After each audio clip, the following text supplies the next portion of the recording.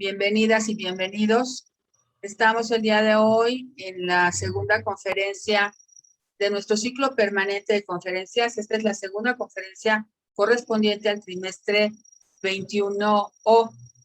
La Universidad Autónoma Metropolitana se maneja por trimestres y la mayoría de las universidades en México y el mundo están casi cerrando y nosotros estamos abriendo, estamos apenas en la semana 2 de un nuevo trimestre. Así es que estamos muy contentos, muy contentas de recibir a la doctora Jorgelina Vilorio, que el día de hoy eh, nos, eh, nos dictará su conferencia Intersecciones entre la investigación y la intervención desde la perspectiva de las representaciones sociales. La doctora Jorgelina Vilorio trabaja en la Universidad de Buenos Aires. Ella se formó ahí.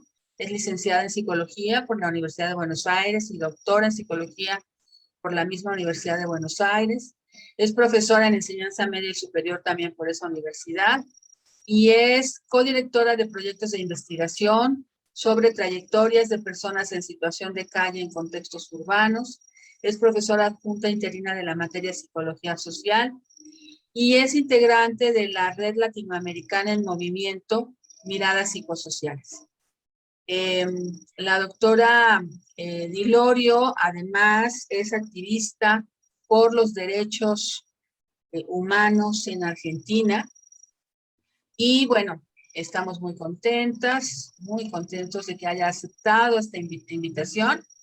Ella estuvo en nuestra celebración del 5º aniversario de la creación de la maestría y el doctorado en Psicología Social en una mesa sobre feminismo y psicología social muy interesante, pero el día de hoy nos acompaña con este tema en el que ella es experta.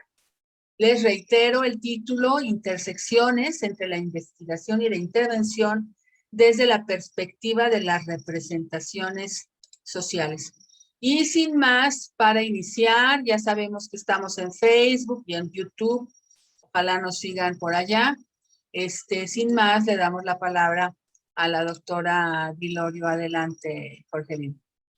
Bueno, muchas gracias, Angélica, también a Marta, a Juana, bueno, y a todo el posgrado de Psicología Social por la invitación. Siempre es un placer y un espacio de intercambio y, como decimos, ¿no?, con la metáfora del fútbol, de parar la pelota, ¿no? Las oportunidades de compartir lo que venimos trabajando, lo que venimos pensando, que a veces quedan visibles en una única cara, en un cuadradito ahora a través del Zoom, pero que también son producciones colectivas y que dialogan, ¿no?, con las de otros colegas, otras y otros colegas, y con ideas que se van como rearmando y reconfigurando. Así que yo estoy muy agradecida por la invitación. Y quizás para empezar, digamos, para empezar a compartir, yo un poco pensé esta conversación, también recuperando a las, ¿no? Angélica hablaba de otro espacio en el que compartimos sobre las epistemologías feministas, y me parecía importante partir también desde ese lugar, ¿no?, de cómo es hacer ciencia en femenino, que no necesariamente tiene que ver con ser feminista directamente, sino con las epistemologías, con pensar, bueno, los espacios de encuentro, con pensar que lo académico también es afectivo, ¿no?, y como parte de una red, ¿no?, que la mencionó, que también muchos integrantes de este posgrado son parte de esa red, me obliga, ¿no?, a plantear que es también desde ese lugar en el que fui como construyendo y armando, ¿no?, en conocimientos de manera más solidaria, menos competitiva, y desde ese lugar es que también lo que traje para compartir lo pongo también a rodar, ¿no?, como ideas que quizás no están del todo acabadas, que algunas sí, que otras son para poner a discusión, ¿no?, y para pensar de qué modo la teoría de las representaciones sociales, como bien ha planteado Moscovici, y muchas veces le hemos escuchado a Denise, es una teoría que está en movimiento, que parece que es una teoría, ¿no?, más vieja, pero que es relativamente nueva, y que en la particularidad de América Latina, ¿no?, ha tomado, como dicen otras compañeras, ¿no?, Ángela Ruda, por ejemplo, una lógica muy asociada a pensar los procesos latinoamericanos, ¿no?, las implicancias más ético-políticas que tiene esa teoría, y desde ese lugar es que voy a compartir algunas ideas. Entonces, me armé una especie de hoja de ruta. Yo voy a ir compartiendo y quizás descompartiendo la presentación de PowerPoint, solo porque estas modalidades a veces ayudan más o menos, digamos, ¿no? A promover la conversación, y tendremos también la oportunidad de abrir más preguntas. Pero digo, en esta, ¿no? La idea es organizarla en 3 grandes bloques, ¿no? Recuperar algunas ideas vinculadas con la teoría de representaciones sociales y cómo se interconecta, a mi entender, con otros campos disciplinares como es la psicología social comunitaria, que también ha tenido múltiples desarrollos, particularmente en América Latina, con un modo particular de hacer psicología social en nuestra región, y tratar de ejemplificar esas categorías conceptuales con parte de las investigaciones que venimos generando en Buenos Aires, en Argentina, en el sur de nuestro continente, que es tan diverso y tan amplio, como una, ¿no? Como un modelo, como una, no porque sea el mejor ni el único, sino en todo caso es lo que venimos generando y un ejemplo que nos permite pensar en estas interconexiones, ¿no? Y voy a compartir ahora la pantalla, digo, pero para arrancar con estas preguntas, ¿sí? Estas preguntas que me fueron generando, ¿no? En la revisión de mi propio trabajo de investigación, cómo conectar los desarrollos de las representaciones sociales con la intervención específicamente, porque vengo de una formación, yo digo, un poco anfibia, ¿no? De todo un desarrollo académico, producto de la posibilidad de estar en la universidad pública, de un doctorado, ¿no? De formarme como profesora dentro de la universidad, pero que se encuentra con prácticas profesionales en el campo de lo comunitario, muchas realizadas de la universidad, otras realizadas de organizaciones comunitarias, y muchas, ¿no? Como parte de un activismo centrado en los derechos humanos de quienes están en condiciones de mayor vulnerabilidad. Y pensando, ¿no? En cómo se encontraban estas teorías, me encontré con ahí lo voy a compartir, ténganme un segundo de paciencia, me encontré con un texto, creo que ahí no estoy compartiendo, las cuestiones de la... Ahí va, creo que ahora sí, share. Ahí ustedes están viendo mi pantalla. Sí, estamos viendo tu pantalla. Perfecto. Me encontré con este texto, ¿sí? Con un fragmento de un texto de Denis Joelet que quería compartir en estas preguntas, en la que ella también se empieza, ¿no? Hace intenta alguna respuesta en las conexiones, ¿no? Ella dice las imbricaciones entre las representaciones sociales y la intervención, y se está refiriendo ¿no? A su investigación clásica sobre el loco y la locura en el contexto de la desmanicomialización en una comunidad en Francia, y dice las razones de un fracaso. Y quiero leerlo porque instala algunas pistas para pensar o para problematizar los modos en que producimos conocimiento y el para qué de esas investigaciones. Dice, con todo, no tuve la oportunidad de hacer esa intervención. ¿Por qué? Porque al final de la investigación, los grupos de profesionales y la comunidad me colocaron literalmente puertas afuera. Fui rechazada incluso por parte de personas que se habían mostrado cooperativas y respetuosas, y que después se tornaron agresivas, insultantes, provocadoras, a tal punto que ningún tipo de interacción fue posible de llevar adelante. Aquellos comportamientos aparecieron desde el momento en que se dieron cuenta de que yo había penetrado en lo más íntimo de la comunidad, de sus creencias, de sus temores, sus secretos. Un secreto fue particularmente insoportable al ser descubierto: la existencia de una minoría desviante en cuanto a las normas de exclusión que aseguraban mantener a los enfermos a distancia. Era intolerable que se descubriese que algunas personas podían vivir en una relación de proximidad y afecto con los locos que el grupo quería mantener en un estatus de desigualdad y exterioridad. Únicamente la publicación de la investigación lo que produjo un efecto de cambio. Fueron tomadas, ¿no? Y sigue. ¿Y por qué me interpeló este fragmento, ¿no? Porque hay una pregunta sobre el para qué y sobre el sentido de la investigación. Y en las tradiciones de investigación en representaciones sociales decimos, bueno, nos permiten comprender la realidad, son contenidos que describen, pero que no solamente describen, sino que ponen en evidencia, como tal advierte Denis Joelet en este texto, ponen en evidencia aspectos de la vida de las comunidades y cumplen una función encubridora. Entonces, hay ahí una pregunta que aparece, o que, ¿no?, encubre esta pregunta, ¿no?, este intento de explicar el fracaso que dice Denis Joelet, que es cuando las representaciones sociales producen cambios en los modos de pensar de las personas y los grupos. Cuando las transformaciones en ciertas prácticas van a producir cambios en las representaciones sociales. Cuando las intervenciones que generamos, ¿no?, las prácticas que les venimos de un desarrollo, ¿no?, de intervención comunitaria, de interacción comunitaria, generan cambios en los modos de pensar de las personas y los grupos. ¿En qué medida problematizar ciertas representaciones sociales hegemónicas da lugar a construir nuevos posicionamientos sociales? ¿En qué medida la negociación de significados sociohistóricamente situados da lugar a procesos de cambio? ¿De qué hablamos cuando hablamos de cambio en las investigaciones sociales? Son todas preguntas, ¿no?, que en algún punto también nos permiten recuperar o plantearnos nuevos interrogantes cuando generamos investigaciones sobre estos temas, ¿no?, desde estas perspectivas.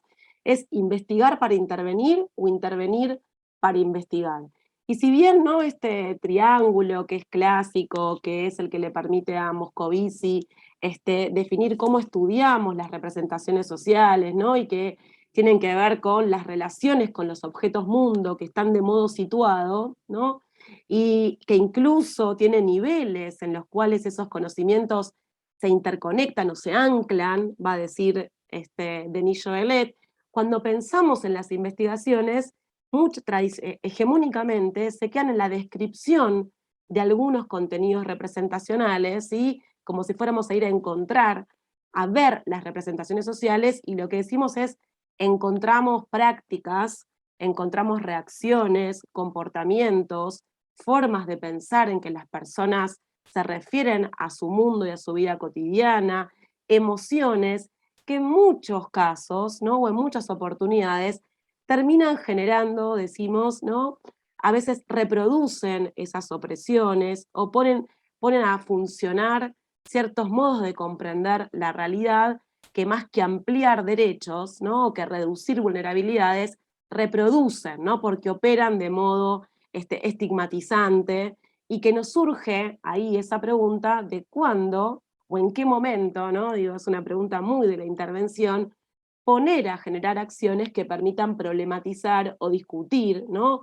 o poner a rodar, me gusta decir a mí, otros significados sociales. Entonces, si las pensamos, quizás esto parece como obvio para algunos, pero me parece que es un punto de anclaje, ¿no?, para entender desde qué perspectiva de las representaciones sociales podemos conectar o generar o tender puentes con, con el campo, ¿no?, de la intervención o de las prácticas de intervención comunitaria, o con la psicología social comunitaria, o con el campo de lo psicosocial, e intencionalmente estoy usando todas esas definiciones porque son múltiples y porque son diversas según en los escenarios en los cuales, ¿no?, estemos interviniendo, de los marcos de los cuales estamos trabajando. Pero más allá de la nominación de la perspectiva, estamos partiendo de pensar en sistemas de representaciones. No hay una única representación social, hay múltiples representaciones que conviven, incluso la particularidad de un sentido común que es contradictorio, que sentidos a veces contrapuestos, y lo observamos en nuestras prácticas comunitarias, donde muchas veces nos hace como ruido, bueno, pero si está haciendo esto, ¿cómo piensa esto otro? Que es un poco lo que yo traía, ¿no?, en ese fragmento del texto de Denis Joelet, donde dice, resultaba insoportable que se dieran cuenta que en realidad convivían, querían aceptar la locura cuando muchos, ¿no?, trataban de sostener o sostenían una representación social que reproducía la exclusión o la estigmatización. Entonces, el sentido común se organiza en esos sentidos que son contradictorios, que están contrapuestos, que se relacionan con las formas de hacer, ¿no?, con las prácticas que desarrollamos en nuestra vida cotidiana, y cuando digo prácticas también son instituciones, son servicios, no solamente las prácticas que los grupos realizan en ciertos, ¿no?, en ciertos escenarios familiares, ¿no?, o de vida cotidiana, con además discursos sociales en los que se van como enraizando esos saberes y esas prácticas, ¿no? Digo, no puedo dejar de mencionar en el contexto de nuestra América Latina cómo la proliferación de discursos de odio, ¿no? De una polarización cada vez más profunda en términos políticos y que atraviesa toda la región, ¿no? Todos los países, más allá de los gobiernos en particular, pero que habilita prácticas de violencia, prácticas de segregación, de exclusión, de xenofobia, que también las vemos, ¿no? en nuestros contextos, en nuestras realidades. Entonces, hay prácticas, podríamos decir, ¿no? De discriminación, de violencias físicas o de violencias sociales, que se sostienen en ciertos discursos, ¿sí? De odio, ciertas, ¿no? Formas ideologizadas de pensar sobre el mundo, y que dan cuenta de determinadas representaciones sobre ciertos objetos mundo, ¿no? de la vida social. Lo traigo porque entonces en esa complejidad la pregunta es, bueno, ¿cómo atendemos? Y podría ser cómo estudiamos, cómo investigamos, cómo pensamos ese viaje de los significados, ¿no? Yo ahí cuando estoy hablando del viaje estoy pensando en estas interconexiones, ¿no? No solamente en la descripción de las formas de pensar, sino en esas relaciones entre las formas de pensar y sentir y las formas de habitar, ¿no? El mundo, nuestra vida cotidiana. Eso como unas primeras, ¿no? Como para pensar ahí cómo la teoría de las representaciones sociales es mediadora, ¿no? Digo, es un concepto que media entre esos conocimientos o la forma en que definimos el mundo y ¿no? las prácticas o las acciones que hacemos en nuestra vida cotidiana. Pero me gustaría avanzar un poquito, ¿no? Digo, más allá de esa aproximación que es eh, como un vuelo de pájaro, en algo de esas conexiones, porque son esas definiciones, y que no es la única, y seguramente otras formas habrán escuchado en las que distintas perspectivas, distintas tradiciones de pensar ¿no? El concepto de representaciones sociales o cómo se implementa la teoría de las representaciones sociales. Y a mí me gusta ahí como pensar qué aspecto ¿no? de estas definiciones se tiende puentes o deja algunas pistas abiertas, ¿sí? Para conectarlo con la lógica de la psicología comunitaria. ¿Y por qué tomo la lógica de la psicología comunitaria? Porque por sus principios, digo, es un campo disciplinar que también surge más desde el hacer que desde la conceptualización, ¿no? Y que es alrededor de los finales de los años 60, principio de los años 70, que justamente en la interpelación de las ciencias sociales en relación a su posición a los problemas, ¿no? de las comunidades y de los grupos en el contexto latinoamericano, que se empieza como a hacer una crítica. Bueno, ¿al servicio de qué está la producción del saber de la psicología?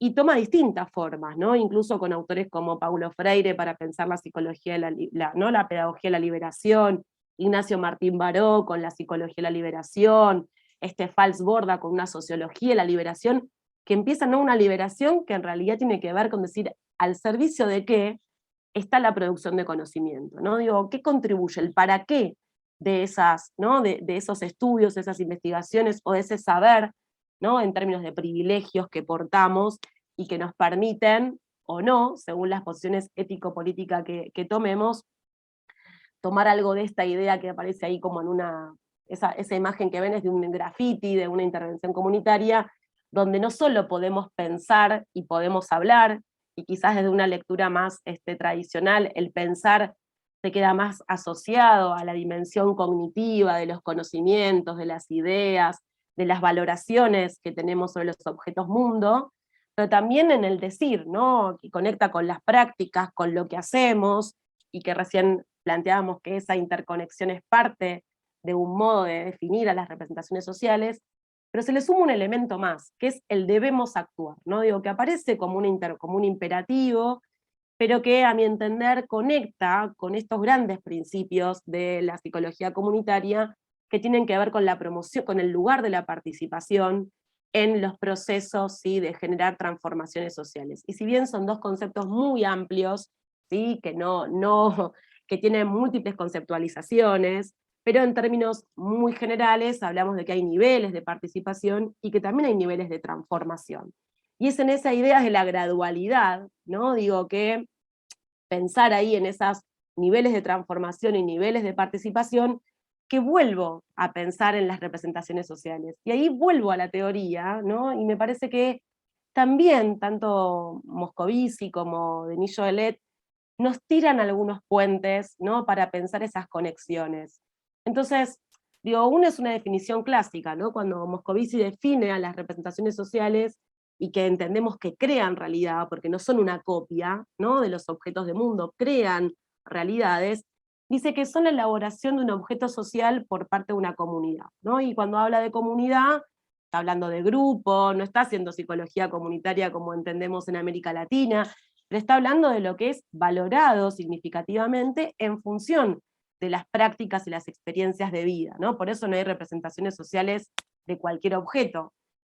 En ese sentido, ¿quién es el sujeto de esas representaciones sociales? Y también lo expresa Moscovici, ¿no?, que no es un individuo. En todo caso, como individuos o como personas, somos parte de múltiples segmentos y atravesamientos que nos configuran, ¿no? Yo hoy estoy hablando acá como mujer blanca, de clase media, con ciertos privilegios, como académica, que me hace hablar del mundo de una manera distinta de otra, por más de mi singularidad como Jorgelina Diorio, profesora de la Universidad de Buenos Aires de una materia de psicología social en la Facultad de Psicología. Digo, pero hay ahí un sujeto que incluso aunque pensemos en metodologías que toman los relatos singulares, estamos hablando de una comunidad que piensa, ¿no?, una sociedad que piensa, y otra vez empiezan a aparecer esas conexiones, se hacen más visibles esas conexiones, ¿no?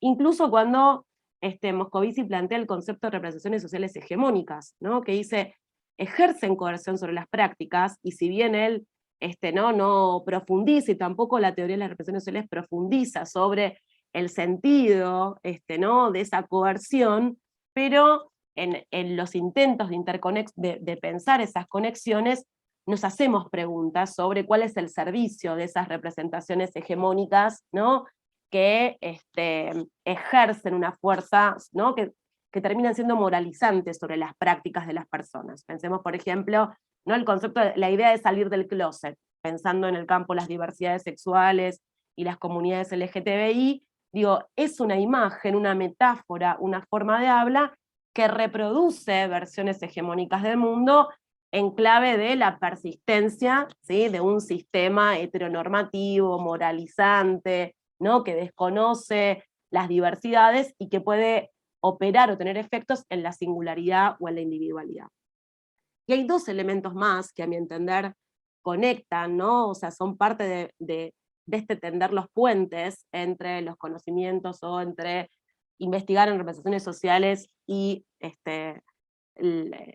esta perspectiva más de intervención en estas interconexiones, que una tiene que ver con el trasfondo ideológico que tienen las representaciones sociales, ¿no? Digo, cómo movilizan determinados componentes de las posiciones que ocupamos en el mundo, ¿no?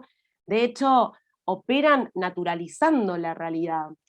Esa idea de transformar lo extraño en familiar, porque cumple una función de permitirnos manejarnos en la vida social. Entonces, hay algo ahí que o por lo menos a mí, me genera un interrogante sobre cuándo ciertas representaciones, o cómo se anclan ciertas representaciones sociales, sobre qué matrices ideológicas, al servicio de legitimar qué aspectos de la vida social, ¿no?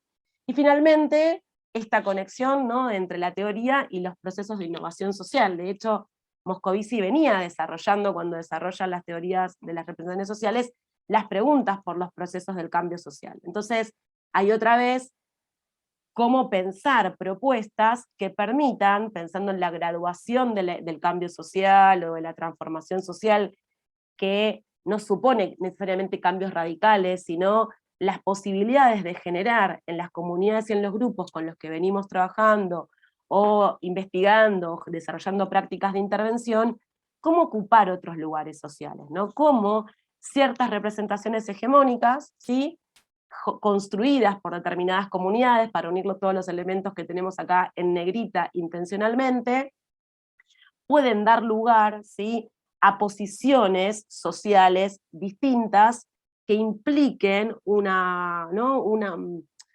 mejor vivir o formas diferentes de vivir que reduzcan algo de las vulnerabilidades. Entonces, si yo pienso en las definiciones de psicología comunitaria, ¿no?, y ahora me voy como a la otra, ¿no?, intencionalmente estoy yendo y viniendo en estas, ¿no? En lo que aparece separado, pero con la intención pedagógica de juntarlas. Entonces dice Martín Baró, se ocupa del saber que las personas tienen sobre sí mismas en cuanto miembros de una colectividad, que les permite, ¿no? O les impide manejar su vida, las riendas de su propia existencia, ¿no? Como una definición clásica. No es el estudio de aquellos factores que permiten desarrollar o fomentar y mantener el control y el poder que las personas o los individuos tienen, ejercen sobre su ambiente. Si estas palabras, ¿sí? Fíjense ahí la idea de saber sobre sí mismas como parte de una comunidad, la idea de praxis comunitaria, el control, ¿no? Del ambiente, que no es muy lejano de pensar que la función, ¿no? De reconocer esta función de las representaciones sociales como orientadoras de los modos en que nos manejamos en nuestra vida cotidiana. Entonces no son campos disciplinares que estén tan separados, ¿no? Incluso Denis Jodelet dice, ¿no? Plantea, toda intervención centrada en el cambio de la realidad social implica la valorización de saberes populares, la imprescindible necesidad de tomar en cuenta esos saberes en la interacción entre los investigadores y los grupos sociales. También aparece la importancia del trabajo sobre los saberes ingenuos en términos de desideologización, concientización y de formulación de nuevas necesidades e identidad, ¿no? Digo, hay ahí, fíjense, explícitamente un reconocimiento de cómo ciertas formas de pensar, ¿no? De pensamiento del sentido común, de la vida cotidiana, se ponen a veces al funcionamiento de reproducir, ¿no? Las lógicas que generan más que vidas más dignas, vidas que valgan menos la pena de ser vividas, ¿no? Diría Judith Butler. Y dicho esto, me voy al tercer bloque, digamos, ¿no? Que yo había pensado ¿no? ¿Cómo se hacen visibles estas ideas? ¿No? Sino porque quedan como en el abstracto, y justamente estamos pensando, ¿no? en esas interconexiones de la construcción de conocimientos y la modificación de las acciones que daría un proceso dialógico, ¿no? De transformación de esas prácticas. Entonces ahí me gustaría compartir con ustedes quizás la experiencia más concreta de lo que yo llamo, junto con quienes son parte del equipo, porque insisto que esto son producciones que hacemos de manera colectiva, ¿no? Una investigación centrada en la participación, ¿no? Como un modelo o una forma para investigar, intervenir así todo junto sobre las representaciones sociales. Y para eso tengo que introducir un poco, ¿sí? Brevemente, no me quiero extender, pero digo, ¿cuál es el contexto, ¿no? ¿De qué objeto, de qué sujeto, de qué comunidad estamos hablando o estoy hablando, ¿no? Si justamente partimos de esta definición de que las representaciones sociales son elaboraciones que hacen las comunidades sobre objetos mundos que son significativos para su vida cotidiana. Entonces, digo, este trabajo de investigación, que les voy a contar un poco más como proyecto, como modo, se desarrolla con una población particularmente vulnerable y estigmatizada, que está en aumento en nuestros países, ¿no? En América Latina y en el Caribe, que es quienes están en situación de calle o como, no sé, sí, personas sin hogar, personas sin techo, hay distintas denominaciones, ¿no? Muchas veces en los medios de comunicación aparece como indigencia, distintas denominaciones que tiene en nuestra vida cotidiana, pero que se convierte, ¿no? En un fenómeno de salud pública global, más allá de las particularidades que adquiere en cada uno de los escenarios de nuestros países y de la región, y que se caracteriza por una multiplicidad de elementos. No quiero entrar en detalle, pero sí caracterizar, ¿no? A esta población sobre la cual hace muchos años venimos generando instancias de identificación de ciertas representaciones sociales, y en los últimos años, a partir de las interpelaciones de estos colectivos que están participando en algunas organizaciones comunitarias, de cómo hacer algo con eso, ¿no? Justamente la interpelación fue, bueno, ustedes que están investigando y ahora saben estas cosas, ¿qué van a hacer con esto que están investigando? ¿No? El para qué de esa investigación, como una interpelación de los grupos con los que venimos trabajando desde hace, ¿no? Más de 10 años aproximadamente. obvio que todos estos padecimientos, ¿no? De inestabilidad, no hay una única causa, no es el sentido entrar en estos temas, quienes les interese podemos como compartir más bibliografía o estudios al respecto, pero digo, es una multiplicidad de situaciones o de elementos que configuran quedar en situación de calle, pero que en términos muy generales es una población, digamos, que es el modo en el que se expresa en los contextos de expulsión social una forma particular de marginalidad. Y lo traigo justamente porque yo decía al principio que parte de una tradición que por lo menos intentamos algunos y algunas consolidar en América Latina tiene que ver con pensar la investigación social en clave de ampliación de derechos, ¿no? Digo, incluso al servicio de qué ponemos los privilegios de quienes accedemos a la posibilidad de visibilizar y denunciar ciertos procesos de expulsión social o de vulnerabilidad. Por eso lo traigo, porque también les habla, ¿no? Qué tipos de objetos mundo, de problemas sociales tratamos de investigar, también da cuenta de qué metodologías vamos a tener que implementar para poder investigar sobre esos temas, ¿no? Entonces fue así como nosotros fuimos pasando, digo, en esta idea de una propuesta que nos permitiera interconectar, ¿no? La investigación clásica de representaciones sociales en el sentido de identificar versiones de mundo, ¿sí? De distintos objetos en distintos momentos, porque ya enunciamos que es un sistema, con pasar, ¿no? De investigar sobre a investigar con. Y esto fue un proceso, si se fijan, esta línea de tiempo, más allá de entrar en los proyectos específicamente, da cuenta no solo de las transformaciones de los temas y de las metodologías, sino de quienes estamos investigando, ¿no? Digo, trabajar sobre representaciones sociales también es trabajar sobre nuestras propias posiciones y nuestras propias representaciones sociales, por lo menos ¿no? desde esta perspectiva. Entonces, fue ir pasando de pensarlos como objetos de cuidado, sobre todo porque esas han sido las representaciones sociales hegemónicas que hemos identificado, sobre cómo se los mira desde lugares del de la desafiliación, de la infantilización, distintos estudios, ¿no? Pensando en cómo los dispositivos que asisten a esta población definen a las personas que están en situación de calle, qué representaciones sociales construyen quienes están en situación de calle sobre su vida cotidiana, distintos objetos de representación que fuimos abordando, ¿no?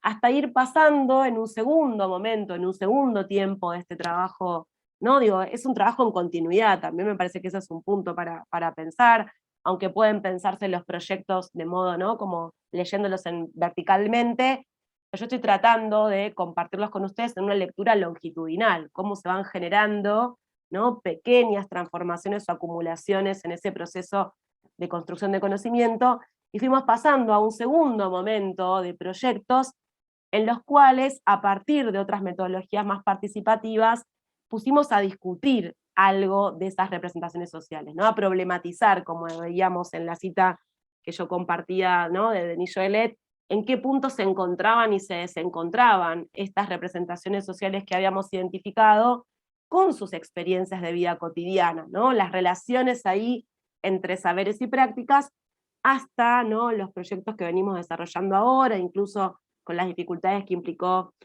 ¿no? Las restricciones de movilidad de la pandemia al trabajar con unas poblaciones que están justamente en movimiento, que tuvo más que ver con pensar, ¿no? De qué manera, qué respuestas se construyen a esos procesos de estigmatización y segregación social, y cuáles podíamos construir de manera colectiva, ¿no? Con esos grupos con los que venimos trabajando. Entonces, el modelo, la propuesta, y ahora voy a ir a ejemplos concretos, digamos, cómo lo vemos, insisto en que se puede leer de distintas maneras, entonces si la realidad es compleja, si las representaciones sociales son un sistema de representaciones sociales, no hay una única manera de abordarlas, ¿no? Puede leerse en una dirección, ¿no? Pensar, bueno, hay un momento de la investigación que supone definir, identificar representaciones sociales, los procesos de objetivación y anclaje, un segundo tiempo, que a veces son otros proyectos, pero digo, pensado de manera integral, que tiene que ver con la discusión colectiva sobre esas representaciones sociales, no solamente el diagnóstico, sino qué sentidos adquieren para esas comunidades y esos grupos, que no necesariamente son quienes han participado no necesariamente han contestado una encuesta o un cuestionario o han participado de alguna instancia, sino porque justamente es la sociedad que piensa sobre esos temas, pero es un tiempo de problematización, de discusión colectiva, de pensar los encuentros y desencuentros de esos estilos con las prácticas concretas de vida cotidiana o prácticas profesionales, si estamos pensando en el campo de instituciones o servicios de asistencia en este caso, y un tercer tiempo, o un tercer momento, que tiene que ver con la intervención, ¿no? Específicamente con cómo se generan escenarios de negociación de significados nuevos, que es lo que yo estoy llamando en esta particularidad, de esta interconexión, la intervención, ¿no? Digo, todos aquellos encuentros que permiten o que ponen a negociar significados, ¿sí? En ese murmullo incesante que decía Moscovici, la interacción de la vida cotidiana, y que permite problematizar representaciones sociales hegemónicas. Entonces, hay una dirección de ese movimiento, de ese diseño, que uno diría, bueno, hay transformaciones micropolíticas, porque en la medida en que pongo a discutir un significado, y eso pone la posibilidad, abre las posibilidades de generar nuevos saberes o nuevas formas de mirar el mundo, o de discutir esas maneras, se generan transformaciones o nuevos conocimientos. Y eso puede dar lugar, ¿sí? Y si lo leen ahora por abajo, a la orientación inversa de ese diseño de investigación, porque entonces es en ese escenario de intervención y de prácticas, de encuentros, ¿sí? Que se generan significados, que vuelven a generarse en discusiones colectivas, se problematizan, se acercan o se desencuentran con esas prácticas, ¿no? Y que en todo caso se consolidan en nuevas representaciones sociales, ¿no? Digo, ahí hay otro movimiento, ¿no? Y ahí un poco la idea de la imagen trata de aparecer, ¿no? Como pretende ser circular o dialógico, aunque la pantalla sea 2D, así que hacemos esfuerzos en tratar que algo de esto aparezca más en clave de movimiento. Y acá algún ejemplo, ¿no? De cómo se ven esos tres momentos, ¿no? Porque pasa, no es que solamente queda en nuestra cabeza, ¿no? Digo, si se fijan, hay una imagen, ¿no? En un primer tiempo de ese momento de definición, de identificación de representaciones sociales, que por lo general venimos trabajando, ¿no? Con perspectivas más biográficas, con metodologías más participativas, que supongan, aunque puedan hacerse entrevistas individuales o en profundidad, pero que supone como, ¿no? Un trabajo de colectivizar, intencionar esa producción colectiva de conocimientos, ¿no? Los momentos más de problematización, y ahí lo que ustedes están viendo es un grupo que funcionó en la biblioteca de la facultad, y si lo miran, salvo que me conocen a mí, que estoy ahí de perfil y me están viendo, no tenemos modo de saber quiénes han experimentado o no la situación de calle, pero que supone, ¿no? Supuso una regularidad en problematizar en sesiones de retroalimentación esos significados o esas representaciones que habíamos ido identificando, incluso en estudios previos, ¿no? Digo que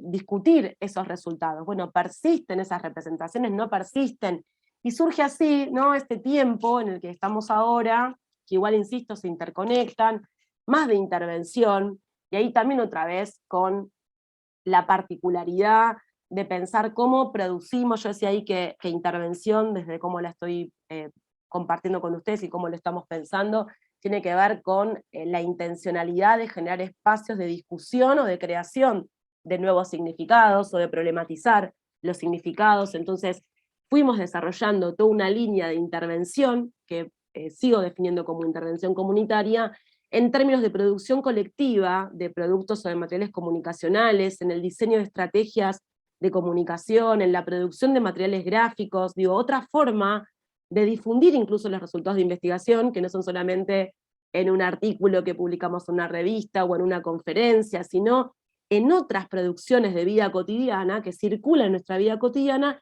y que se convierten potencialmente en escenarios donde poder atender a ese viaje de los significados que yo mencionaba al principio, ¿no? Digo, abre la posibilidad de, y ahí se generó este grupo de coinvestigadores, ¿no? Digo, ahí otra vez esta idea de la producción colectiva, de quién es el dueño del saber, de qué manera de democratizar esas herramientas de producción de conocimientos, que también tiene que ver con un modo de investigar que a mi entender reproduce los principios, ¿no? Acompaña los principios de una psicología que promueva la participación, promueva el empoderamiento de las comunidades y de los grupos con los que venimos trabajando. Entonces, dentro de esas que identificamos, en estos 3 tiempos, en estos momentos, identificamos algunas representaciones sociales hegemónicas que persisten, ¿no? Digo, estas hegemónicas que yo mencionaba al principio, cuando recuperaba, bueno, qué de la teoría de las representaciones sociales tendía un puente, a mi entender, con perspectivas vinculadas con la intervención, o para escribir algunas pistas o algunas coordenadas para hacer encontrar la investigación con la intervención, y estas son algunas de las ideas que socialmente circularon, ¿no? Digo que circularon de diferentes maneras, yo la presento acá como una especie de gestalt o de imagen, ¿no? Que se reproduce, incluso hay investigaciones que dan cuenta en distintos contextos latinoamericanos y europeos de cómo se reproduce esta mirada hegemónica centrada en que no tienen red, en que no se cuidan, en la irresponsabilidad, en que no quieren trabajar, en que no salen de la calle porque no quieren, en que no se dejan ayudar, en que son peligrosos y son violentos. Pensemos las implicancias ético-políticas que tiene, por ejemplo, que trabajadores y trabajadoras que acompañan en los servicios a esta población tengan o construyan estas representaciones sociales. Si yo creo que no salen porque no quieren, ¿para qué voy a implementar algún tipo de servicio? O en todo caso, ¿qué pasa que se implementan ciertas acciones y no otras, ¿sí? Para abordar o para acompañar esta situación? Ahí hay algo de estas, ¿no? Otra vez esta idea de representaciones y de prácticas que se interconecta. Entonces, habiendo identificado esos contenidos, habiéndolos puestos a discutir o a problematizarlos con algunos grupos y comunidades, ¿no? Afectadas o afectadas en el sentido no porque hayan experimentado la calle, sino quizás porque acompañan a estas poblaciones, fuimos delimitando diferentes tipos de acciones que a nuestro entender, después ustedes abriremos en el diálogo y dirán si algo de esto pasa o no pasa, permiten generar un conflicto en el sentido de promover innovación, ¿no? Algún nivel de cambio general. Entonces, esta vivencia de inadecuación del yo, ¿no? De sentirse inadecuado, de que no puedo, de reproducir incluso los estereotipos, ¿no? De género dominante, sobre todo porque particularmente son varones quienes están en situación de calle, no porque no haya mujeres o disidencias, pero son como los más visibles, ¿no? Hacia un creciente sentimiento en relación con el mundo. Entonces, ¿qué podíamos generar para que algo de esto cambie, ¿no? De no estar en ningún lugar, esta idea de movimiento, de invisibilidad, a ser visibles, identificados, ¿no? Y distintas campañas que fuimos generando. Yo creo que esta va a ser como, ¿no?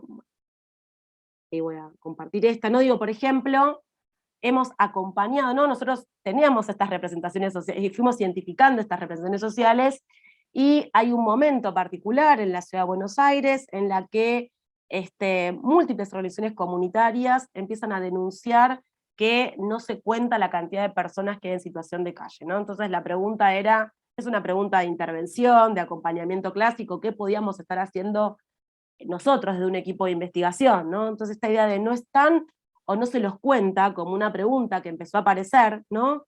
Y nosotros veníamos trabajando justamente con visibilizar, con el registro de sus propias trayectorias o las definiciones de su vida cotidiana asociados a esta idea de la inadecuación, ¿no? De ser estigmatizados, de que se los considera que son vagos y peligrosos, y lo que hicimos fue colaborar en la construcción del instrumento. Hubo preguntas, acá hay algunas imágenes, digamos, pero digo, hubo preguntas en el instrumento que usaron quienes realizaron estos relevamientos organizados por organizaciones comunitarias en la Ciudad de Buenos Aires, que hicieron en el 2017 y en el 2019, que tenían que ver con juntar alguna información que permitiera discutir estas representaciones sociales hegemónicas.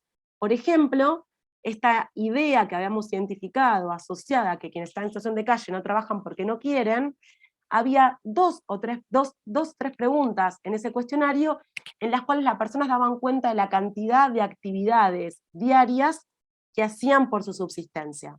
Entonces, había un elemento, ¿sí? Dato, más de 3.000 encuestas, donde se podía, ¿no? Poner en discusión lo que la gente piensa con lo que le pasa a esas comunidades en los grupos. Y cuando trabajamos sobre estos temas, es tan importante lo que las personas piensan como lo que está aconteciendo. Entonces, era necesario generar otro tipo de conocimiento que permitiera poner a discutir esas representaciones sociales.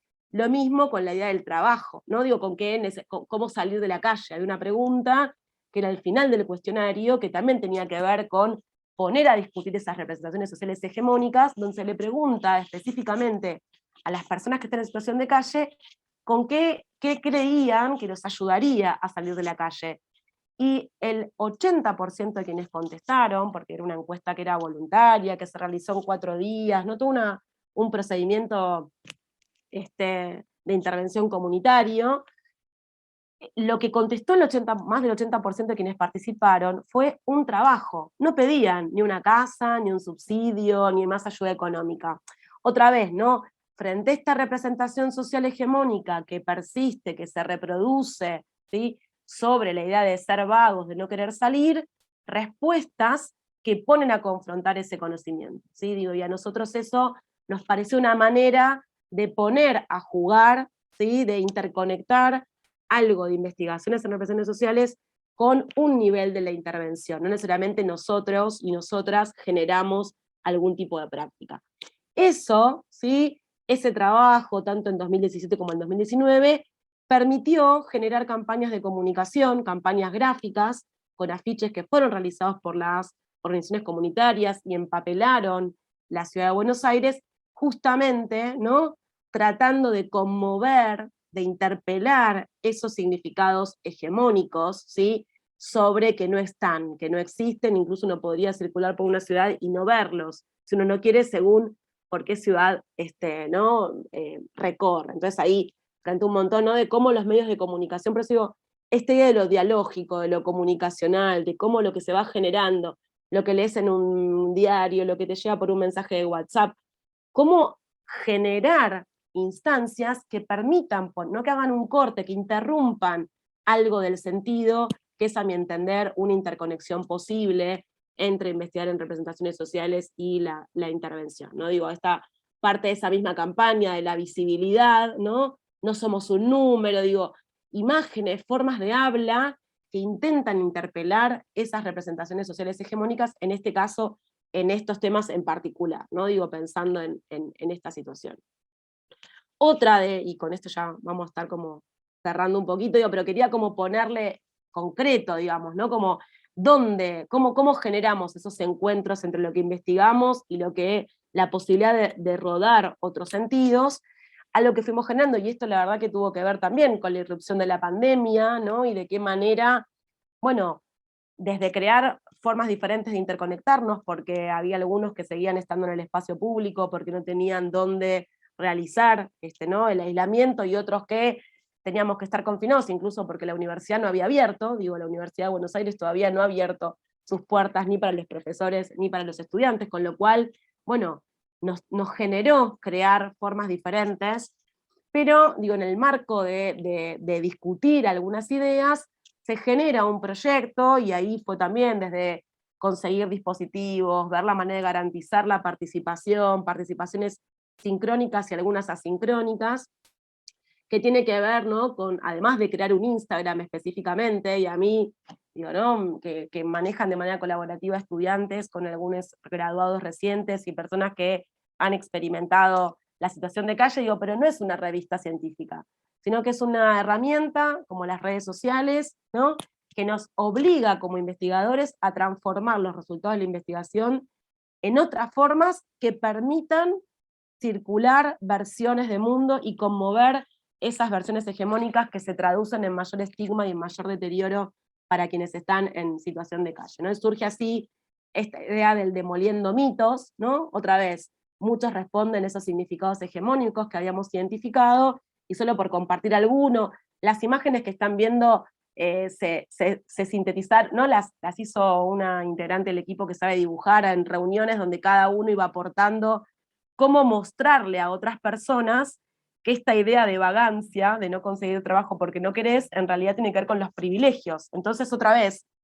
ideas que se transforman en imágenes que se ponen a circular, ¿sí?, y que condensan ciertos significados. Hay un movimiento de generar o de problematizar, ¿no?, significados diferentes. Esto igual lo pueden ver, pero digo, fíjense, entre arriba y abajo pretende la imagen visual justamente comparar, ¿no?, qué es un buen desayuno según en qué situación te encontrás, qué sería vestirse o no para determinada entrevista, ¿no? Yo digo, y disfrazarse, lo traigo porque, bueno, yo me puse puntualmente una blusa linda para esta ocasión, ¿no?, porque vengo a un evento que me resulta importante, con lo cual eso es parte de nuestra vida cotidiana, y me parece que ahí hay algo, ¿no?, de cómo lo traen, cómo pretende mostrar que no somos tan distintos, ¿no?, no estamos tan alejados, aunque hay procesos de distancia social, ¿no?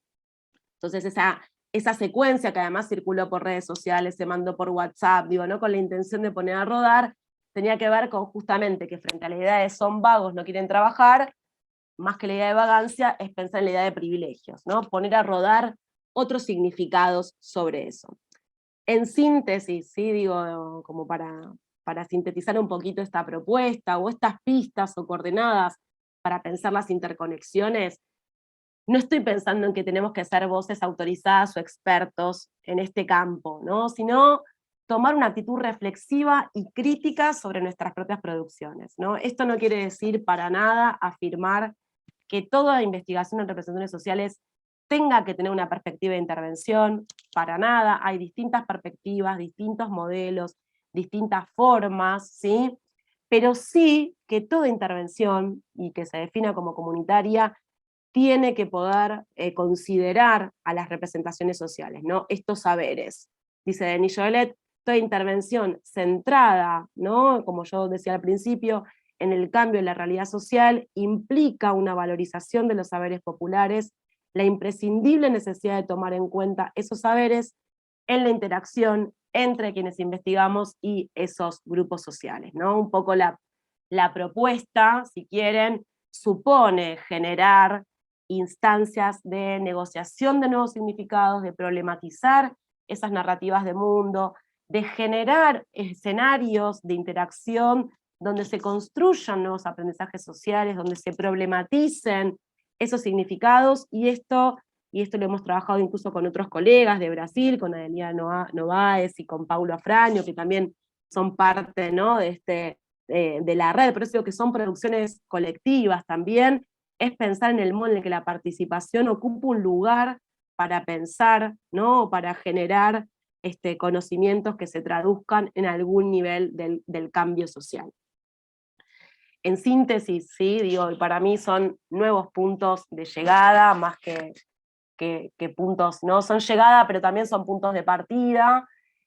Desde esta perspectiva que estoy compartiendo, que insisto, no es la única ni es la mejor, sino que es una dentro de otras múltiples perspectivas, supone comprender los problemas de los contextos actuales, investigar desde una perspectiva de representaciones sociales, incorporando dos aspectos, ¿no? Digo, sobre todo quienes investigamos que muchas veces pensamos la validez, la representatividad de la muestra, ¿no?, dimensiones que hacen a los aspectos metodológicos, pero yo recupero acá un psicólogo comunitario, Isaac Rilesteski, que él habla de la validez psicopolítica y la validez de transformación, ¿no? Y con la validez psicopolítica se está refiriendo al tipo de relación poder-saber que se establece en los procesos de investigación, ¿no?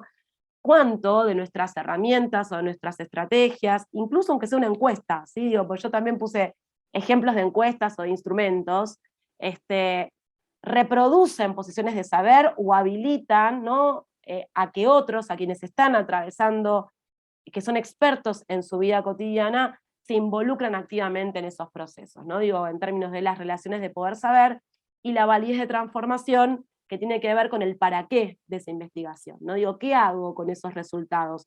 ¿Al servicio de qué? Incluso con ¿no?, con esta idea de que hay distintos niveles de intervención. Puede ser poner a discutir esos resultados con el diseño de una política pública. No necesariamente es generar una instancia de intervención comunitaria tradicional en una comunidad o en una institución, pero sí es ¿no?, generar las interrupciones de sentido de aquellos saberes hegemónicos que son coercitivos y que, más que ampliar derechos o ampliar o generar otras formas de vida, reproducen esas vulnerabilidades. Estas diferencias que yo planteo, les comparto, no son solamente diferencias metodológicas, sino que son diferencias políticas. Políticas en el sentido de lo ético-político, y cómo ahí recuperar, ¿no? Incluso a Dussel, con esta idea de la filosofía de la liberación, metodologías de la proximidad, que nos encuentren, que nos acerquen. Esto no quiere decir que todos tengamos que hacer lo mismo, sino, bueno, hacerle preguntas a eso que estamos haciendo, y que lo que queremos conocer o comprender va a necesitar determinadas metodologías según esas especificidades, ¿no? No hay universalidad en esas metodologías o en esas formas de investigar sobre estos temas o sobre otros temas, ¿no? Y a mi entender, esta perspectiva, ¿no? de pensar esta dimensión más ético-político hace a una perspectiva latinoamericana de las representaciones sociales, que bueno, muchos de los que están acá también compartimos y vamos tratando, ¿no? de incidir al respecto. En esta metáfora que yo traía de atender a cómo viajan los significados, hay posibilidades de encuentro entre las representaciones sociales y la psicología comunitaria, y algo que quizás desde mi práctica surge porque venía de esas dos formaciones, ¿no? Y porque en mi biografía se han encontrado esas perspectivas por los maestros y maestras que he tenido y con quienes he trabajado y con quienes me he formado, pero también fue volver a las teorías y encontrar que hay puentes posibles, ¿sí? De pensar el sentido de esos saberes y cómo se problematizan o qué funciones ocupan, ¿no? en la vida cotidiana, ¿el servicio de qué? ¿Con qué se conecta? Y creo que ahí hay, ¿no? o intenté también compartir con ustedes algo de eso.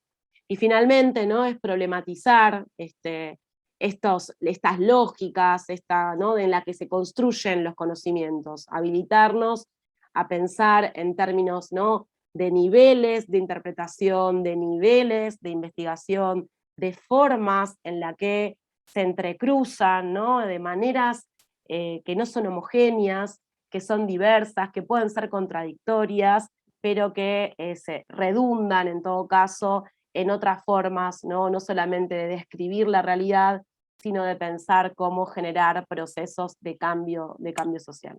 Así que bueno, hasta acá, y abrimos ahí a la conversación o a la pregunta, inquietudes, resonancias, desacuerdos, ¿no? Pensando en esto que estábamos hablando. Excelente, doctora Di Iorio, muy, muy interesante cómo esa articulación es posible en un tema tan importante como ejemplificar, digamos, esa propuesta. Realmente muy, muy interesante. Seguramente habrá mucho interés. Así es que, Marta. Sí, muy rápidamente, porque pues más que preguntas, felicitar a Jorgelina Di Iorio por su excelente presentación y por esta invitación que nos hace a repensar, pues no solamente las representaciones sociales, sino nuestro propio trabajo como investigadoras, investigadores y las repercusiones del mismo, ¿no? Entonces, pues un saludo. Yo me tengo que retirar porque tengo clase, pero no quise despedirme, bueno, no quise irme sin despedirme y sin felicitarte. Gracias, Bueno, Marta. nos vemos. Gracias por estar siempre ahí. Está bueno ahí. Chao. Gracias, Marta, que te vaya muy bien. Bueno, estamos aquí con la experta, con la doctora Di Iorio, en la disposición de establecer un diálogo, un intercambio, una conversación. Así es que Si alguien se queda pensando en algo, ¿no? Anímense. Sí, Carolina. Hola. Hola, Días. Carolina. Hola, Jorgelina, ¿cómo estás? Buenos días. Pues primero, igual, agradecerte por lo que nos has compartido sobre tu propia experiencia. A mí me surgen algunas dudas a partir de todo lo que nos has comentado. Nos has pues puesto el énfasis sobre una cuestión que yo creo que es muy importante, sobre todo en el tema de la intervención, porque está como toda esta controversia, estas discusiones, estos diálogos abiertos sobre por ejemplo, el cambio social dirigido, ¿no? Y la pertinencia del mismo. Entonces, cuando mencionaba este cambio epistemológico de pasar de investigar sobre los otros a investigar con los otros, y no dejarlo solo como en el terreno de lo discursivo, sino llevarlo ya a la praxis, pues implica un replanteamiento, ¿no? Entonces, entiendo en lo que nos compartes que hubo como dos vertientes, ¿no? De este acercamiento, de esta problematización sobre las representaciones sociales, que por un lado tiene que ver con la población objetivo, que inicialmente entiendo era pues esta población vulnerada de muchas maneras, es que de todas las maneras, pues que habita o que está en situación de calle, y en un segundo momento con la sociedad argentina como en general, ¿no? Entonces yo me preguntaba, ante esta intención de generar una problematización, un cuestionamiento, un conflicto, apelando al cambio social, no un cambio social dirigido, sino alguna posibilidad de cambio, cómo al trabajar con esta población vulnerada, también están jugando las representaciones sociales también hegemónicas sobre el propio equipo de trabajo, ¿no? De intervención. Es decir, en aras de horizontalizar justamente esta relación, ¿cuál sería tu experiencia o qué nos podrías comentar sobre cómo juegan estas representaciones sociales hegemónicas sobre ustedes como equipo?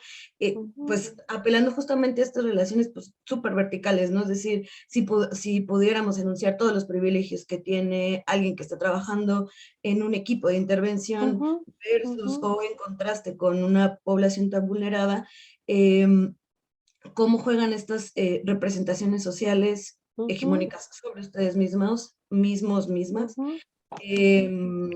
justamente como gestores sociales, como interventores, como investigadores.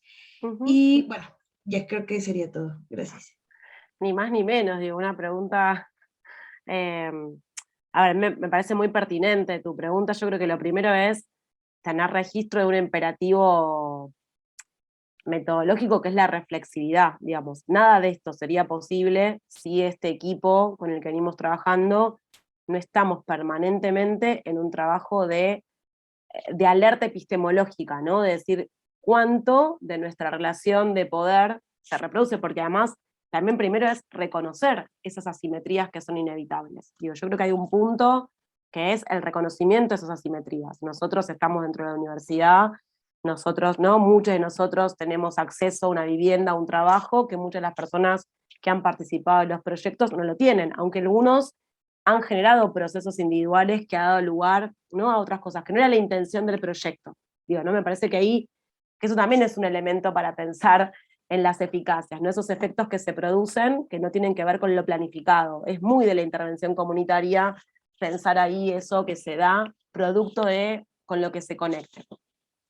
Esto que yo presenté, que parece como muy ordenado, no fue sin contradicciones, ni no las tiene ahora.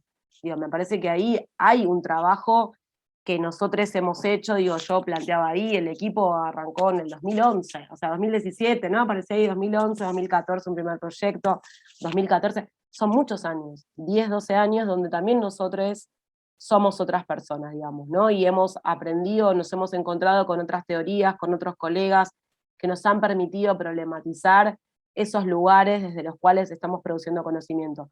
Yo creo que llegamos a esta lógica ahora, incluso a lo que yo hoy compartí con ustedes, de decir, bueno, el paper, ¿no? El artículo periodístico, para poner un ejemplo concreto, el artículo lo escribimos incluso en inglés, quienes sabemos escribir en inglés, por más de que pongamos el nombre de todos, ¿no? Incluso yo en varias cosas puse los nombres de todos los que están en el proyecto de investigación, los coinvestigadores, pero lo escribe quien sabe inglés, y si queremos que se difunda, ¿no? O quien va a un congreso es quien tiene acceso a internet. Nos hemos dado un trabajo de generar otros escenarios en los cuales traducir o mostrar esos conocimientos y que sean las propias personas, no necesariamente que están en calle, sino también de colectivos, de organizaciones comunitarias, las que producen esos conocimientos. Esta idea de los memes, digo, de la página de Instagram, por ejemplo, es una herramienta que permite también ver subvertir algo de esas relaciones de poder saber, porque hay compañeros que la manejan mucho mejor que alguien que está dentro de la academia. Y la verdad que yo no tengo, si me preguntan a mí, ¿no? Y siempre me cargan, porque publico miles de cosas al mismo momento, lo hago mal, no sé en el tiempo en el que hay que publicar, escribo un choclazo, ¿no? Digo, en lugar de un flyer me sale con un texto como si estuviera escribiendo un artículo, el apartado metodológico de un artículo. Es lo que sé hacer. Ahora, también sabemos que a veces, según el lugar en el que estemos disputando, ir como investigadores, ir como académicos, facilita que se den algunos procesos de problematización. No sé si te contesto, yo creo que fue un trabajo, es un trabajo permanente de no rigidizar nuestras posiciones. Por eso creo que también es un trabajo con nuestras propias representaciones sociales y es ético y es político, ¿no? De concientización, es una posición de mundo. Yo creo que también la tendríamos si trabajamos con otra teoría disciplinar, o sea, si trabajáramos con otro concepto. Trabajamos con este y lo que fuimos fue tratar de encontrar qué de esta teoría estaba también acompañando esta posición que tenemos, ¿no? Digo, por ejemplo, en el ejemplo del censo, ¿no? Que yo traía del relevamiento, y que además ese informe se organizó desarmando mitos. Se hizo un informe donde más que mostrar números, que igual los mostraba, partía de desarmar estos mitos. Era un informe que fue a la sociedad en general, como vos traes, no solo a los servicios técnicos. Entonces, ahí sirvió que los académicos estemos en esa mesa de diálogo presentando ese informe. Entonces, pusimos nuestro privilegio, y no era por creérnosla, era por, bueno, acá sirve, porque se va a criticar esto que hacen las organizaciones, porque van a decir que no es riguroso. Bueno, usemos, entre comillas, ¿no? Digo, a otra posición para poner ahí. Ahora, también, así como digo eso, bueno, vos has participado de un congreso que se desarrolló esta semana, ¿no? Organizado por la universidad, ¿no? ¿Cuánto las universidades también son flexibles o son permeables a estos movimientos de poder saber, digamos, ¿no? Para generar otros encuentros, donde hemos podido organizar algunas mesas, ¿no? De diálogo, en la que garantizamos con mucho esfuerzo que comunidades o grupos más vulnerables estuvieran ahí con voz propia, que no fuéramos nosotros, ¿no? Ventrílocuos de esas personas. Digo, me parece que ahí, qué dinámica generamos, por eso yo decía, recuperaba lo de la metodología de la proximidad. Digo, también como lo proponemos, sí, los podemos invitar a una mesa, y hoy, ¿no? Digo, una mesa, una conferencia, un simposio, invitamos a una comunidad, invitamos a un grupo diverso ¿no? Para darles la voz, incluso otra vez esto, ¿no? Darles la voz como si nosotros lo damos, pero les proponemos una dinámica que es usando PowerPoint. Entonces tenés 3 expositores que presentan PowerPoint y la comunidad no lo presenta. Ahí estamos profundizando la diferencia, más que acercarnos. Entonces, bueno, puede generar una propuesta diferente. Digo, de hecho hicimos algunas así. Bueno, hagamos preguntas, no usemos PowerPoint, corrámonos de lo que nos es cómodo a nosotros si estamos queriendo generar otro tipo de transformaciones. Digo, no sé, capaz que te lo estoy diciendo muy instrumental, pero digo, me parece que es ahí donde se ve, ¿no? En esas decisiones metodológicas que tomamos, ¿no? Bueno, y cuánto igual son procesos de negociación, por eso yo insisto, son niveles. Hay veces que las universidades no nos permiten, ¿no? que nos tomemos más tiempo, porque el tiempo de las comunidades y los grupos es uno, pero vos tenés que presentar el informe de la investigación o tenés que hacer la tesis, ¿no? En un tiempo, en un espacio. Bueno, es animarse a usar el I. Bueno, hago esto, pero sé que después voy a hacer otra cosa, o que puedo sumarle, ¿no? En el mientras tanto hago, pero hay una visión de mundo, digamos, o ¿no? Una perspectiva, un compromiso ético-político que yo creo que tiene que ver con pensar ¿no? la reducción o la modificación de las relaciones opresivas, inequitativas, no solo de violencias estructurales, digo, estas violencias simbólicas. ¿Quién tiene, ¿no? el acceso a los medios de conocimiento? Es como democratizar los medios de producción de conocimiento, ¿no? Me parece ahí, lo estoy pensando en ese sentido, y creo que esta teoría, desde esta perspectiva, porque no es la única, insisto, de elementos para democratizar esos herramientas de producción de conocimiento, porque revaloriza el lugar del experto, ¿no? Digo, los expertos en su vida cotidiana son quienes viven su vida cotidiana. Yo puedo hablar de la academia, por ejemplo, pero no podría hablar de cosas que desconozco, ¿no? En ese sentido. Muchas gracias. Perfecto, muchas gracias. Muy interesantes pregunta y respuesta. ¿Quién más se anima a participar?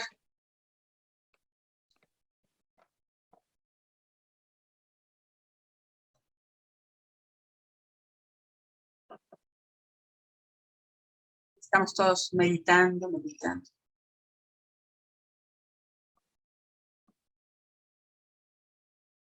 Y a veces son temas que son para seguir pensando, ¿no? Y así es.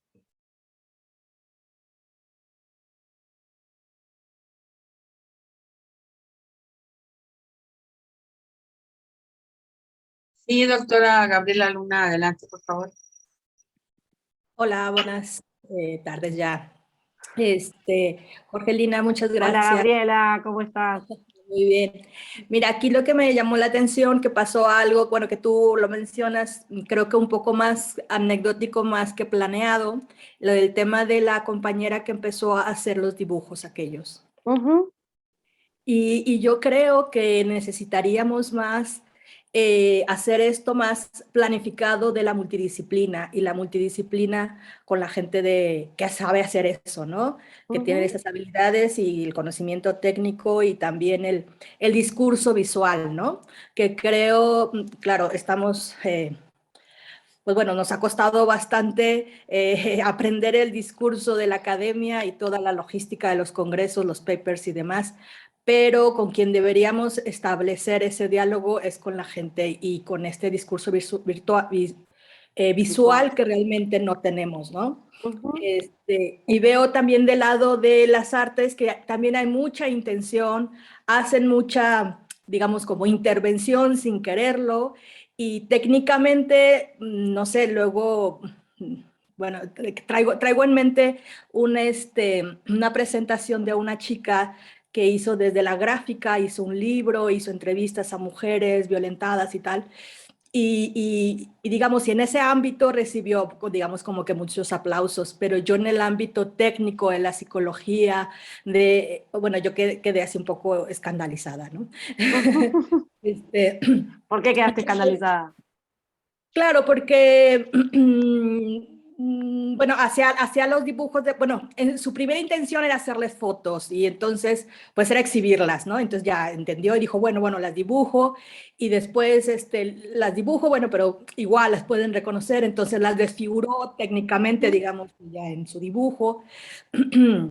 Y al hablar las chicas, pues bueno, sabemos que platicas la historia y que hay una catarsis y te sientes muy bien, entonces así como que el gran éxito. Pero hasta dónde abriste cosas que no supiste cerrar, hasta dónde se volvió como a victimizar, como todo un libro muy victimizante, muy doloroso, o sea que hay dolor, pero no sé, como que se magnificó, amplificó esa parte y no la parte donde las chicas ya lo habían superado, ya habían pasado años de haber sufrido la violencia y tal. Yo, bueno, en esa me quedé girando mucho en eso, ¿no? Hasta donde este libro, en lugar de apoyar al discurso de la violencia de las mujeres, o había una beta que pues, se podría explorar más de cómo se superó, cómo tampoco las mujeres se andaban vivas y felices y con otras parejas, hijos y demás, la vida sigue, ¿no? Y se volvió a caer en este estereotipo, ¿no? En ese me escandalicé. Pero era eso, ¿no? Dije, bueno, ella desde su formación, desde la parte artística, que era lo que es el punto de ese congreso, pues muy bien, pero por eso pienso yo, tan de entender estos puentes entre nosotros, estamos muy con la hiperespecialización, cada vez entre nosotros nos separamos más y claro, ya el tema de las artes y demás nos queda súper lejos.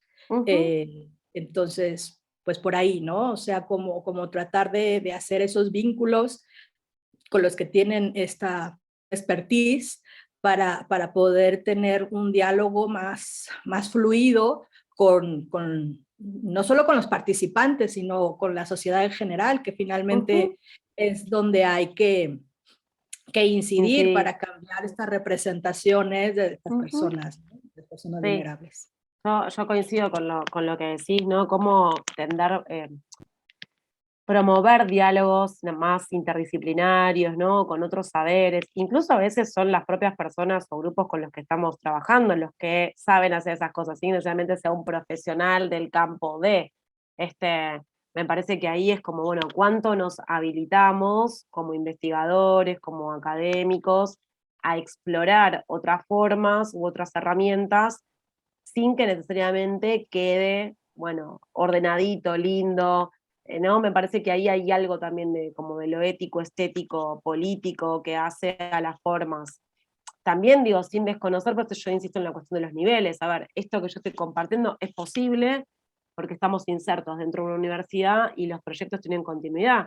Pero, ¿no? Digo, y ese privilegio de estar dentro de la universidad con una continuidad de proyectos nos da una posibilidad de largo plazo. A veces los proyectos empiezan y terminan en 2 años, y las condiciones de producción que tenemos quienes investigamos no nos permiten esa longitudinidad de los proyectos, o nos evalúan con artículos en revistas, ¿no? Con hacer murales comunitarios, por ejemplo, ¿no? Que promuevan, que interpelen ciertos sentidos hegemónicos. Me parece que ahí, por eso digo, hay niveles también de la incidencia. Esto también es parte de pensar, bueno, qué tipo de academia nosotros estamos, y dentro de nuestras posibilidades, ¿no? Obviamente no es lo mismo un profesor que tenga un cargo garantizado que un estudiante, digo, pero bueno, creo que ahí es el desafío, ¿no? Por eso digo, es un sistema de representaciones, las nuestras, la de los temas que estudiamos, la de las instituciones en las que estamos, digo, ahí hay una negociación permanente de significados, ¿no? Que está ahí, es un trabajo como de incidencia, por eso insisto en que es una posición, ¿no? Que nosotros tomamos al respecto,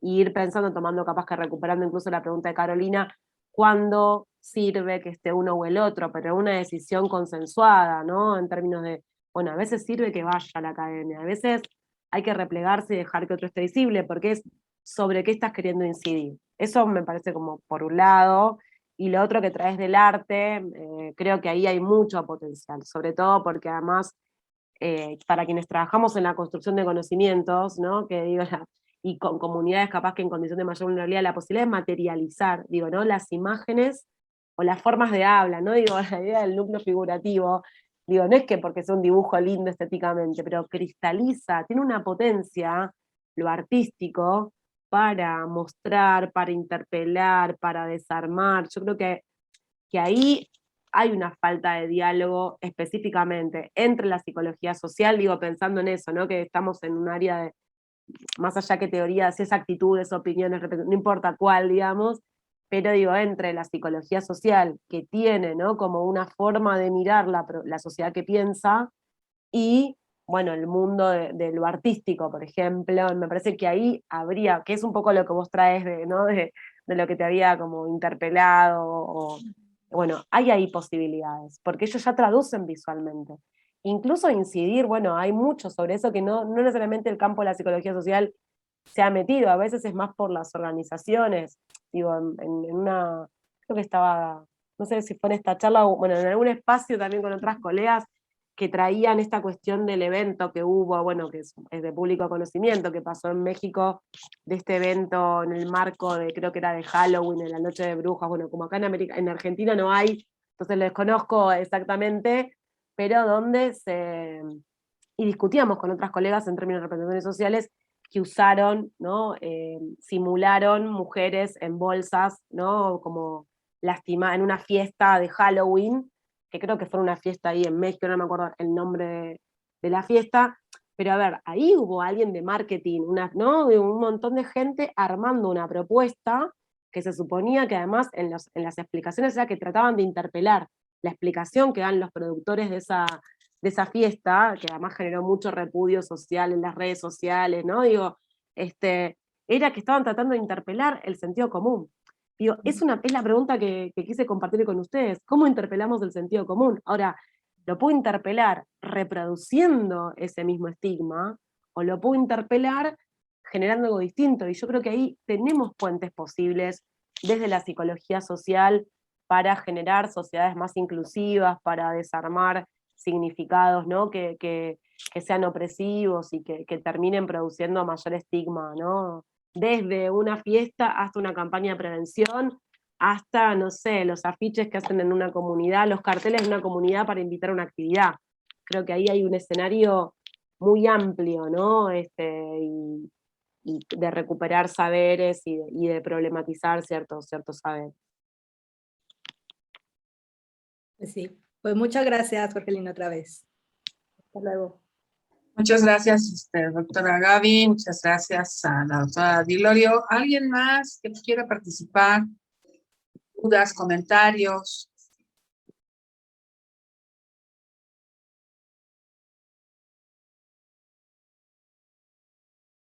Bueno, yo no tengo preguntas porque me perdí la conferencia, estaba en otra reunión. La vida en la pandemia, Juana. Así es, pero agradecerte mucho, Jorgelina, seguro que fue una excelente exposición, que como ahora la fortuna es que tenemos la grabación, la veré después, me la perdí, llegué lo más pronto que pude, pero ya era demasiado tarde.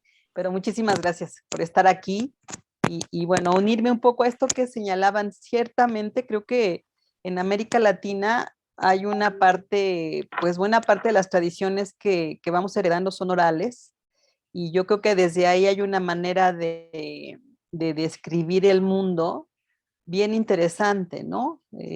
Pensaba algo que no logré hacer cuando estuve en la dirección de la división de sociales, era dar algunos talleres desde la gente de literatura para recuperar la tradición, por ejemplo, a propósito de Día de Muertos, cada quien puede escribir algo que llamamos calavera, que es una frase que alude a la muerte, pero también como a una cualidad de una persona, y entonces se le escribe y se le dedica, y es algo que los chavos intentan, pero que en efecto a veces pues no conocen desde esa tradición como los ingredientes que posibilitarían apropiársela para decir también cómo vemos el mundo, ¿no? O qué pensamos de algo, o qué cualidades destacamos. Y me parece, incluso cuando apareció Marcos y toda su manera de hablar, ¿no? De los problemas que muchos lo criticaban y decía que era un intelectualoide, en algunas entrevistas él narraba que en realidad él aprendió a expresarse así viviendo en las comunidades indígenas, que no fue él quien fue a adornar o a hacer un oso florido o a enseñarle a la gente cómo hablar, sino era todo lo contrario. Él había aprendido a expresarse de esa manera gracias a su convivencia con las comunidades indígenas. Y creo que eso muchas veces lo ignoramos nosotros mismos, y que podría ser, si nos adentramos más en su conocimiento, en poder brindarle a ciertas comunidades algunos de esos recursos que no son nuestros, que no vienen de la parte disciplinar de la literatura, sino todo lo contrario, vienen de formas tradicionales. Podríamos recuperar y dar sentido, un sentido más visible a algo que seguramente ya existe en las comunidades, ¿no?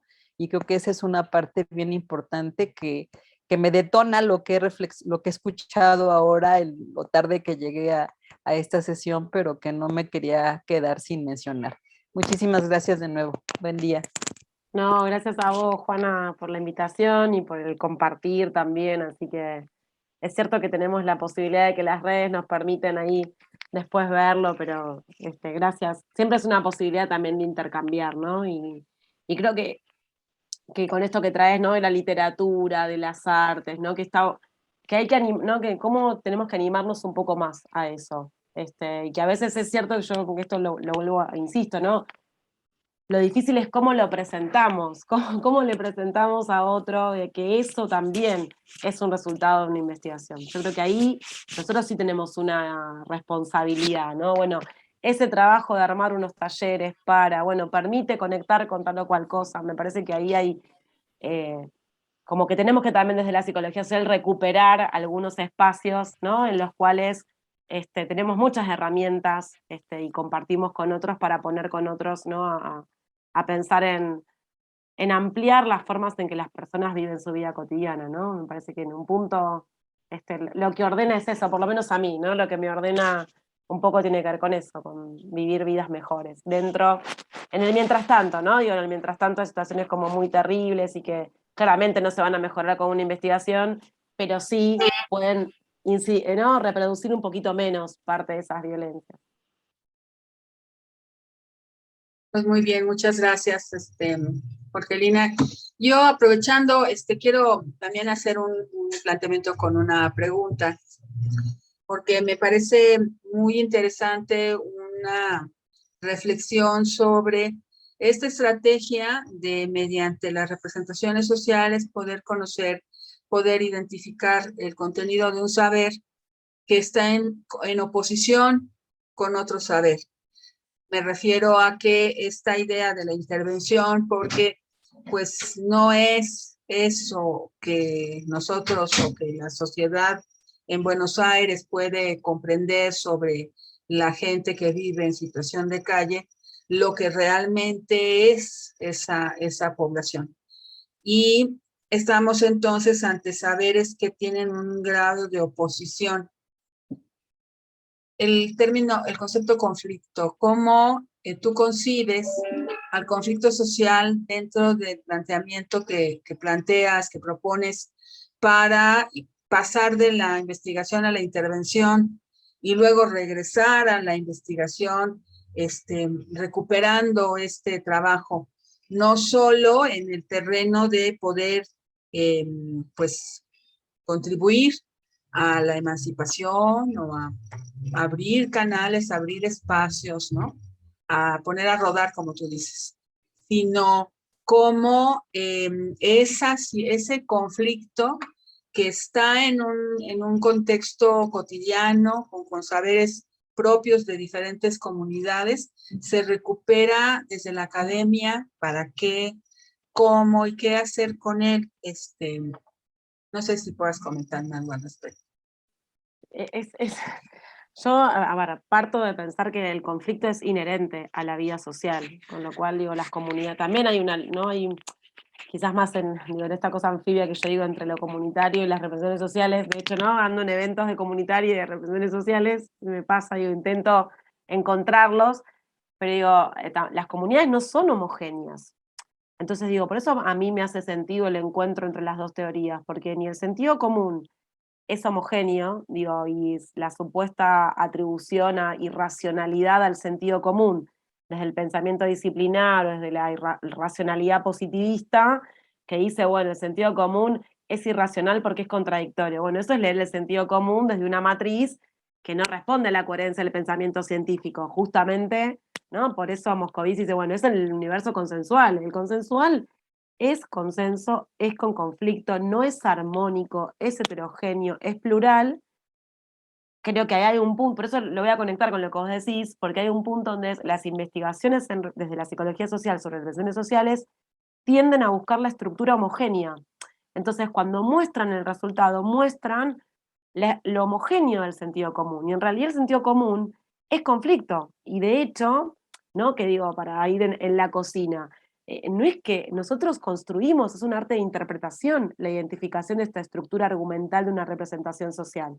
Incluso aunque trabajemos con perspectivas estructurales, hay sentidos, ¿no? Digo, algunos tienen más peso, bueno, Juana también sabe mucho más sobre eso que yo, digamos, pero tienen más peso relativo que otros, pero cuando lo presentamos, por eso yo digo que ahí hay una negociación que como investigadores académicos tenemos que hacer a la lógica o a la estructura en la que presentamos. Tendemos a presentarlo como algo monolítico. Esta es la representación social de tal objeto, como si fuera, bueno, es una narrativa, una estructura que es diversa, que es compleja y nos cuesta mucho más mostrar ese nivel de conflicto, incluso entre, ¿no? Y que cuando, bueno, trabajamos con estudiantes, por ejemplo, dicen, no, pero esto es contradictorio. Entonces en la misma nota dice, me dice esto y me dice aquello otro, ¿qué pongo? Y van las dos cosas. Habrá que pensar de qué manera podemos dar cuenta de ese nivel de conflicto del sentido común. Así como digo eso, también es cierto que tiende a una estructura homogénea porque necesitamos vivir en la vida cotidiana.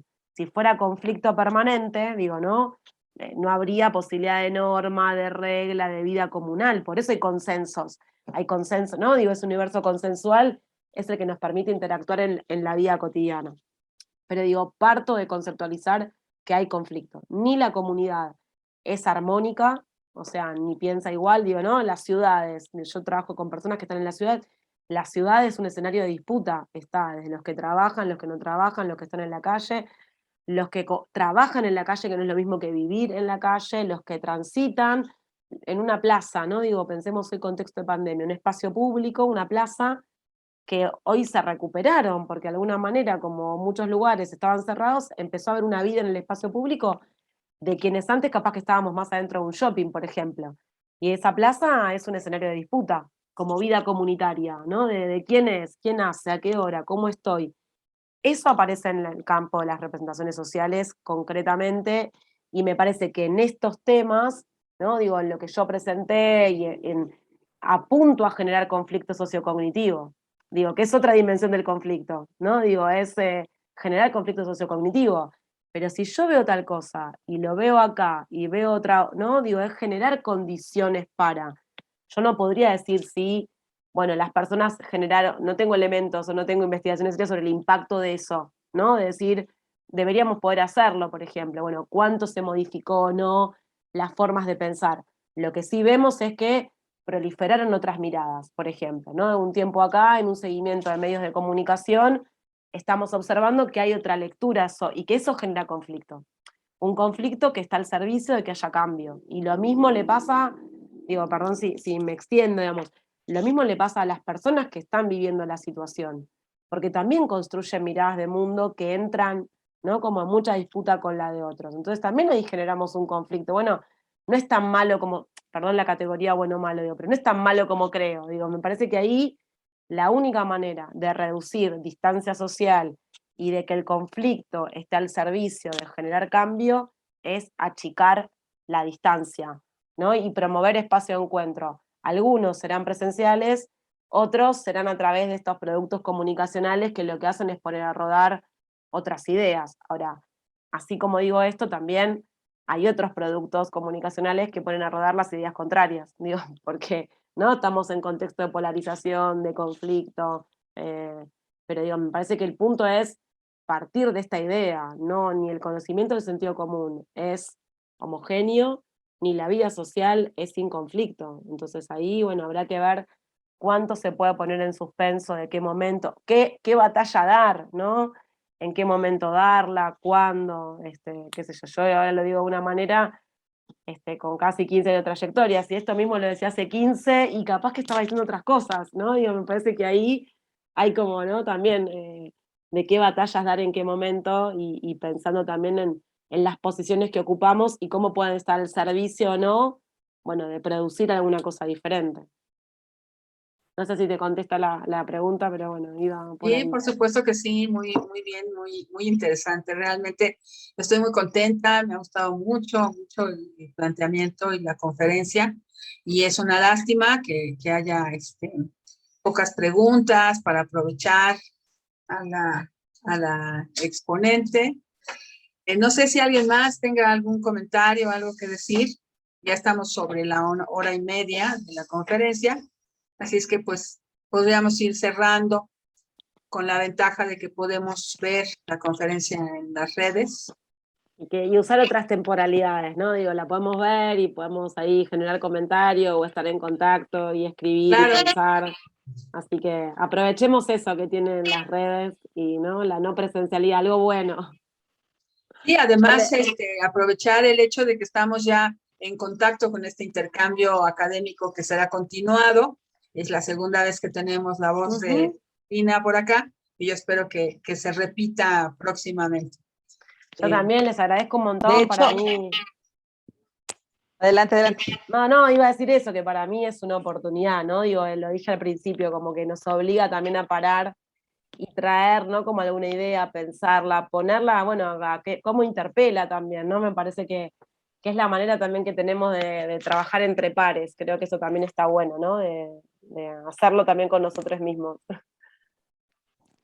Sí, de hecho, quería comentar que en el evento, en el seminario que tenemos, que montamos también con alumnos de licenciatura, maestría y la red Latinoamérica en Movimiento, Miradas Psicosociales, también tiene ya pronto otra intervención. Una clase. Ah, bien.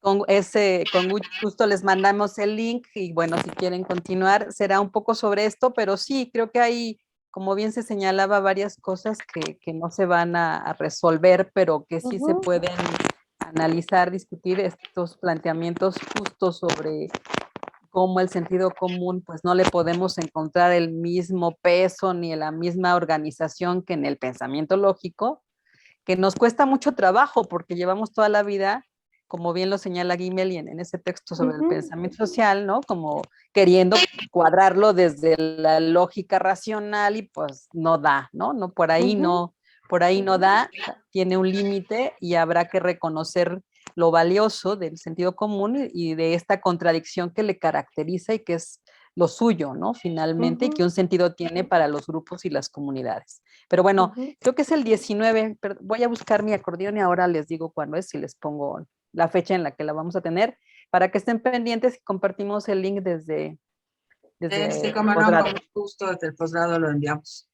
Muchas Excelente. gracias a todos también los que estuvieron escuchando y compartiendo sus impresiones, así que está buenísimo.